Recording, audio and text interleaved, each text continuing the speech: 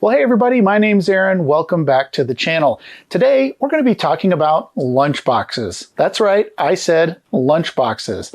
And I don't mean these neoprene bags that people take to work or to school today. I'm talking about something more akin to what I used to take to school, which is these metal lunchboxes. If you were lucky, perhaps you had a thermos full of some great Chef Boyardee goodness and maybe a Twinkie. If you weren't so lucky, it was probably peanut butter jelly or bologna for you. Back in the 80s, lunchboxes like this were a common sight. And so when portables started to get smaller, this concept crossed over into the world of computers and led to the lunchbox size portable like this. So today we're going to take a look at this lunchbox portable that I recently found at eWaste. It needs some repair and some TLC, see if we can get it up and working, but also take a little look at what was happening in the mid to late 80s when these lunchbox size portables were proliferating in the industry. It's coming up right now on the Retro Hack Shack.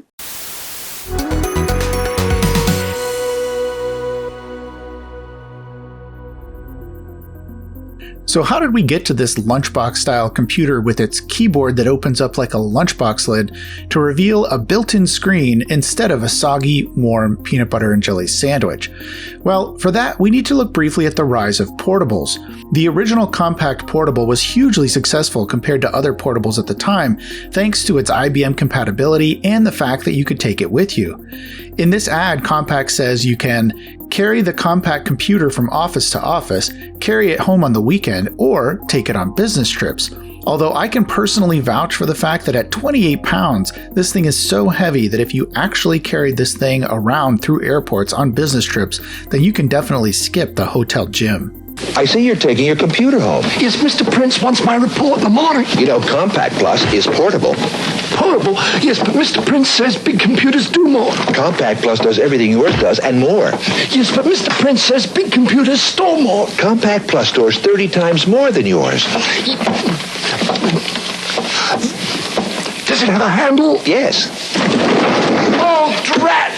Compact Plus. It simply works better. Mr. Prince, something terrible's happened! As the clone PC industry took off and motherboards and cards got progressively smaller, the portable market was able to take advantage of this and make portables that were smaller and lighter. Among its many revisions over the years, Compaq introduced the Portable 2 in 1986 and the Portable 3 in 1987. The Portable 3 was about a third of the size of the original portable, made possible by the small, flat-panel LCD display instead of a CRT. And this thing wasn't cheap. The high-end version with a 40MB hard drive costs $5,800 at launch. That's over $15,000 when adjusted for inflation as I'm recording this video. According to Wikipedia, this model wasn't discontinued until 1995, which is kind of hard to believe. And now we have this lunchbox form factor, which honestly seems quite reasonable to me from a usability standpoint. In the late 80s, resellers and copycats were everywhere, and so it wasn't long before an OEM made an empty frame that resellers could use to build and sell their own lunchbox-style portable PCs, basically a copycat of the Compaq model. This one, called Rabbit 286, was manufactured by Chickeny Electronics, who are known mostly for their keyboards and other peripherals, so I'm really curious to see what this particular keyboard is like. And that's how this DataWorld Portacomp 2 came into being. In fact, there were several of these nearly identical lunchbox portables featured in the March 13th, 1990 edition of PC Magazine, where they had a whole section on these lunchbox PCs. At this point, they included both 286 and 386 versions. They noted that the lunchbox clone vendors included DataWorld, MicroExpress, Microtelesis, National Micro, Pan United, PC Brand, and Tangent. Phew! Did you have a computer from one of these resellers? Let me know if you did in the comments below. One look tells you that these companies all bought the same chassis and then stuffed their components into it, hoping for a piece of the lunchbox portable pie. Hopefully, it wasn't one of those Hostess pies that I sometimes got in my lunchbox for dessert. So now let's take a closer look at this DataWorld Portacomp 2 and see if I can get it working again. Okay, so one of the first things I noticed in looking at this thing was that it still had, after 34 years, this plastic coating on the label. So I guess we've got to get this out of the way. Go ahead and cue the music.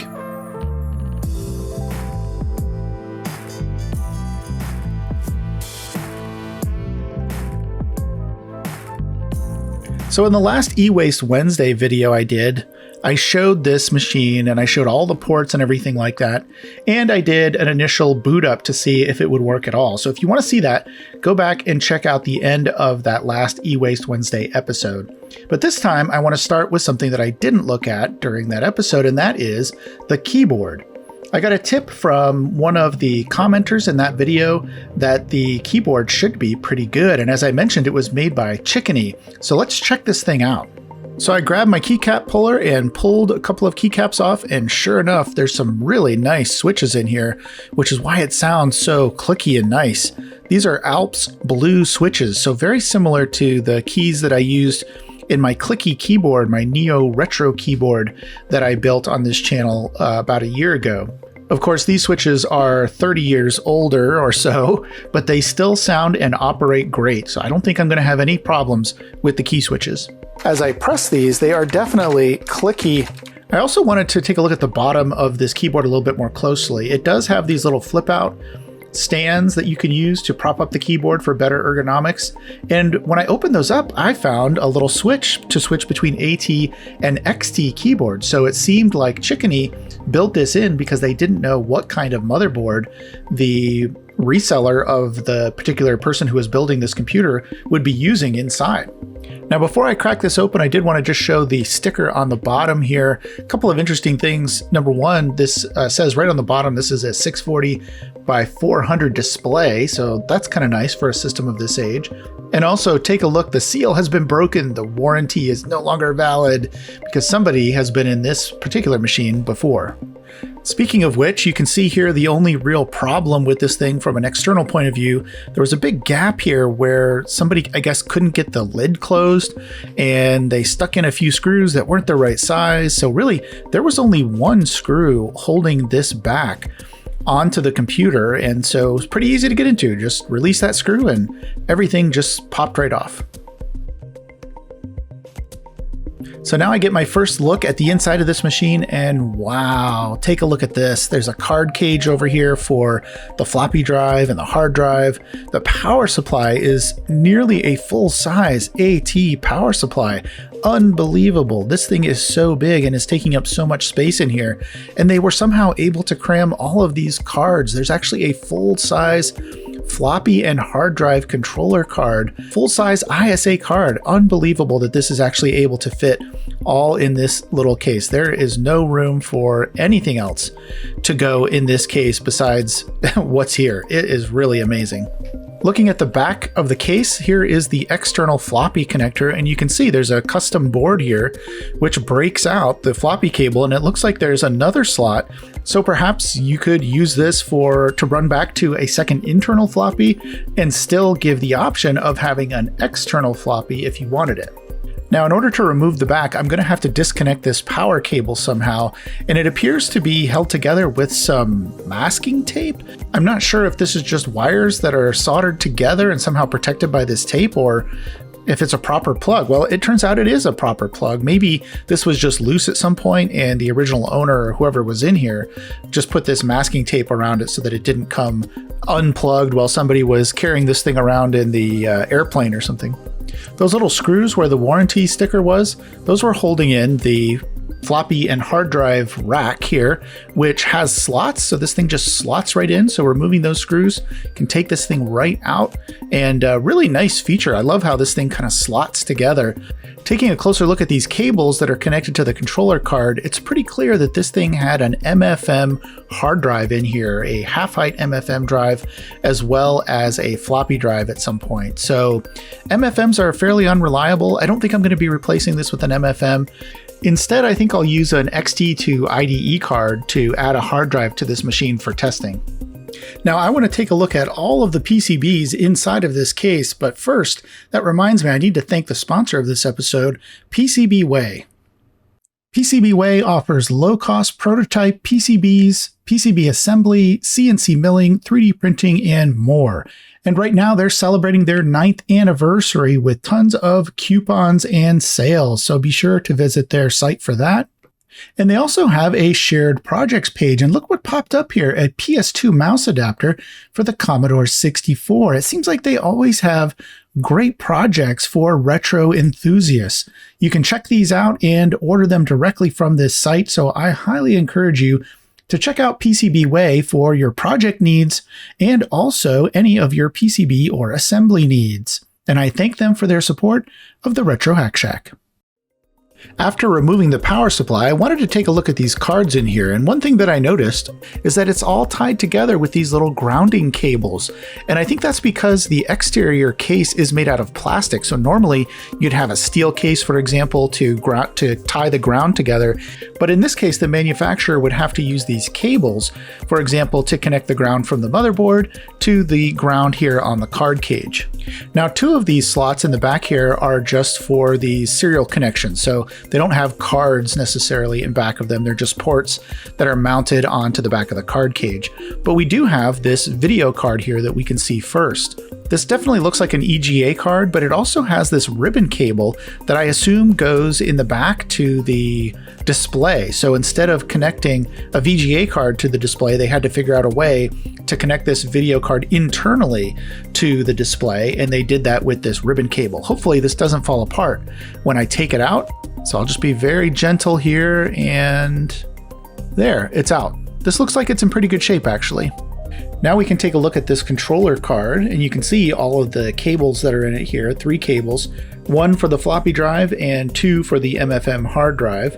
And interestingly enough, there is a Zilog chip on board. This turns out is using a Zilog floppy disk controller. You can see it there on the bottom, it says FDC. And I was kind of wondering if this was a Z80. I'm so used to seeing Zilog and Z80s in these machines. But it's still pretty incredible to see a full-size 16-bit ISA card in this tiny little lunchbox computer. Now we can get our first full look at the motherboard, and to look at this, there's 8 slots on this motherboard. 8 ISA slots. That's incredible. The top one and the bottom 2 aren't really even accessible from the outside of the case. So this is definitely where someone has taken an off-the-shelf motherboard and crammed it into this case to make it into a lunchbox PC. And here we have the memory. These are 256K for each row of memory here, and there's 9 chips, so that means that there's parity as well. So overall, we should have a full meg of memory on this computer. Just to the right of that, you can see the BIOS chips as well. And down here, we have the Intel 286 processor. And of course, right next to that, there's an empty socket. I wish that was populated, but it's not. That's for the math coprocessor. Now over here on the other side of the board, you can see there is a keyboard controller, what I assume is the keyboard controller there. And just look how the keyboard cable is just plugged in and then routed through the board to get to the other side where the keyboard exits the case and is connected to the actual keyboard. And then of course we have the battery here. So perhaps the problems I was having in starting this thing up, which was that it just wouldn't find a hard drive or it wouldn't save the CMOS settings, perhaps that can be remedied by just simply adding a battery. However, I also see a Dallas chip here, so we'll have to test that out and see if that's the case. So I thought I'd throw a CR2032 battery in here, and yeah, that's not going to work.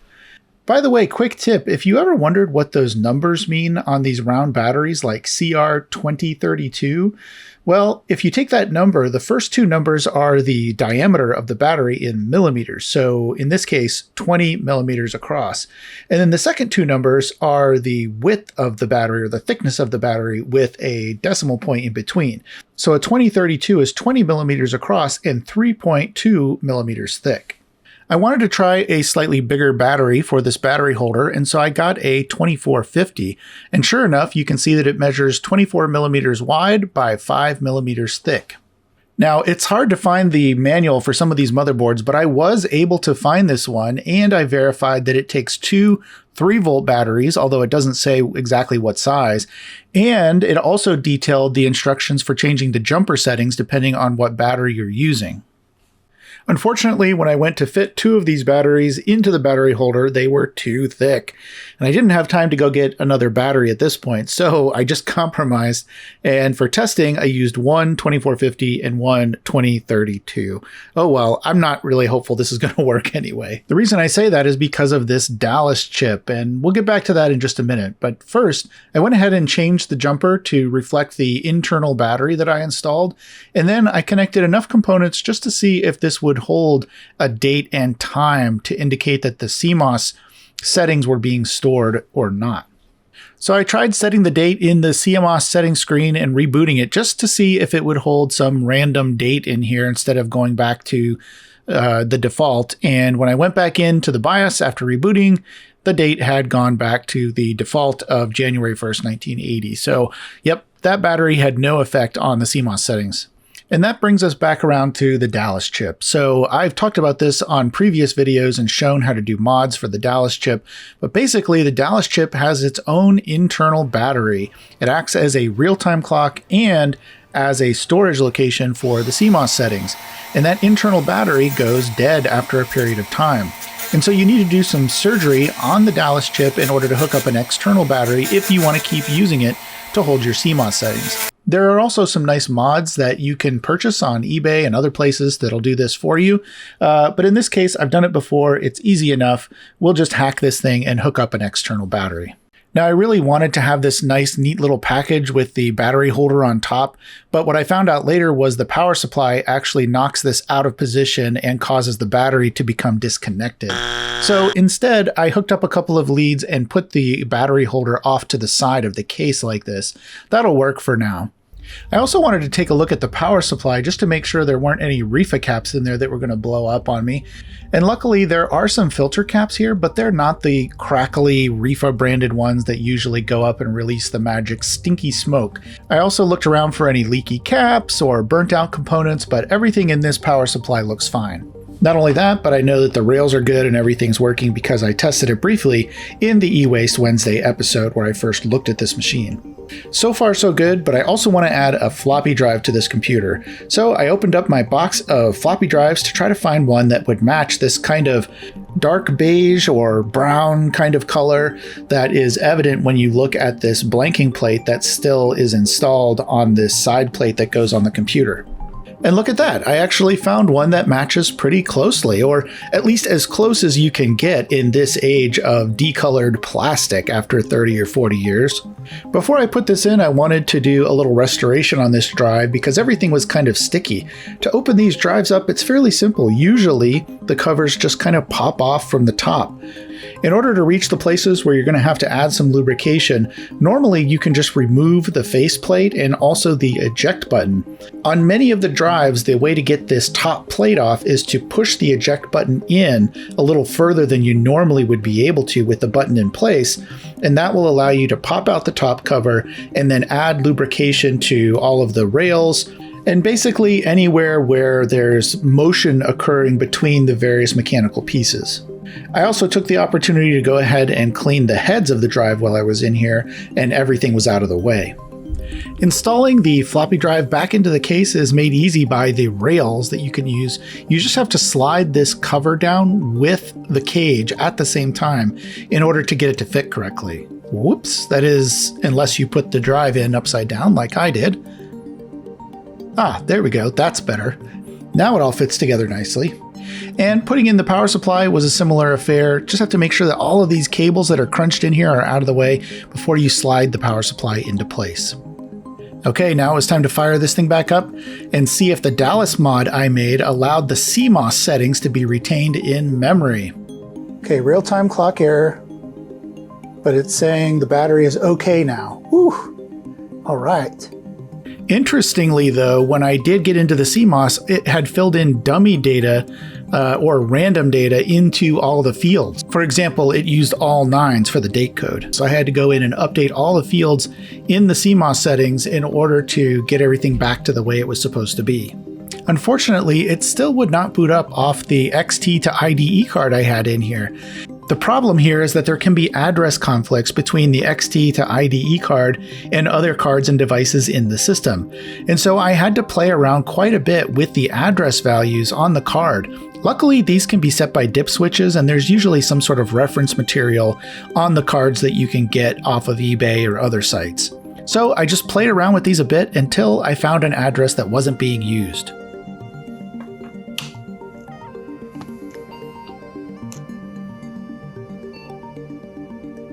Hey, there we go. It's working. Woo, booting C.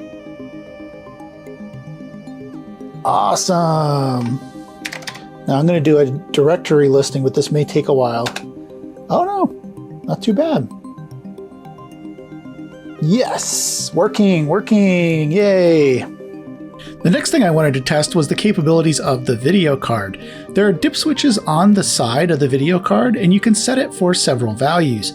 At first I thought this was just a standard EGA card, but it turns out that these dip switches set not only whether you're using an external display or the LCD display, they also change back and forth between mono and color. This video card does support an EGA monitor, but only in monochrome mode. So I'm just going to be testing out monochrome and the CGA color capabilities of this card.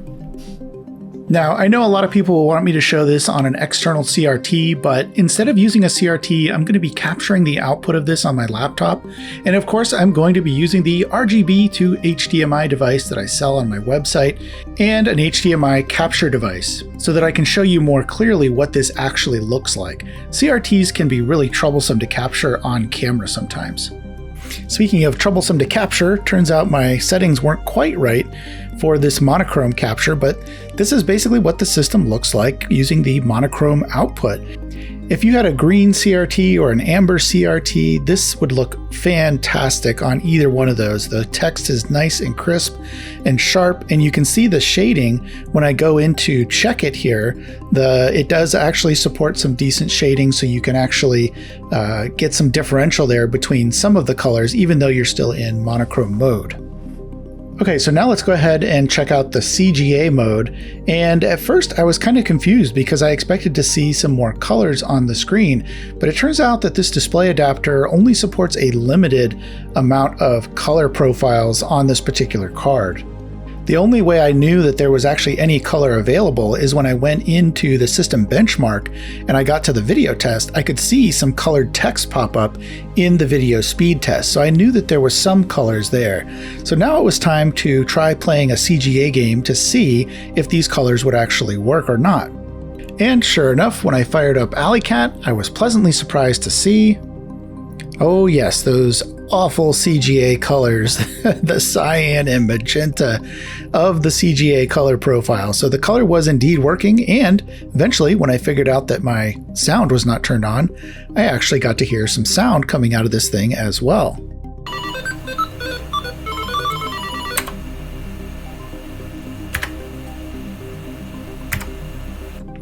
So it turns out that the CGA color was there after all, just in a limited way, but this is more than adequate. I can definitely see taking this to my home or office, hooking it up to an external monitor when I got there, and then treating it basically like a normal 286. It runs perfectly fine, no problems whatsoever. And in case you're wondering if you can use the built-in display to play games, well, you can, but you probably don't want to. It's really hard to see what's going on with this LCD flat panel display. It does work in a pinch, I guess. If you were on the road and wanted to play a game, you could definitely make Alley Cat work, but it wouldn't be a really pleasant experience. This thing was made more for looking at spreadsheets and doing work with text files and databases, maybe a text-based word processor, things like that. So with this LUNCHBOX PC now fully operational, I was able to take a look at that back cover, and because I had taken my time and put in all the cables correctly, the back cover actually fit on just fine when I put everything back together. My hunch was that whoever had this open didn't really take their time to get the cable management done properly, and something was just kind of sticking out a little bit farther than it should have, making it difficult to close the case. Then I used a little elbow grease and some Windex to clean this thing up and really make it shine. Now this PC has a lot of little nooks and crannies where Windex could get down and potentially foul things up, especially with that delicate display that often isn't working on PCs of this age. So I made sure to spray the Windex on the paper towel first and then just go to town, and that worked out great. And now I've got to say, it looks really, really good. So there you have it, a repaired and restored LUNCHBOX portable from a reseller named Data World. This thing is all cleaned up. It's working great. I love the keyboard. And yeah, if I was back in the 80s, if I was a businessman, needed to have access to my spreadsheets and wanted to take something like this on a plane, it'll easily fit in the overhead bin. And it's not too heavy, easy to carry, and it's held up quite well for its age. So I hope you enjoyed that. If you did, leave comments down below. I'd love to know what you think about this episode, and a special thanks to my patrons whose names will be coming up in the credits. Until next time, thanks for watching. Patrons receive ad-free and early access to content after the episode commentary, and of course, your name in the credits. If you liked that episode, here's a few more you might enjoy, and I thank you for your support. End of line.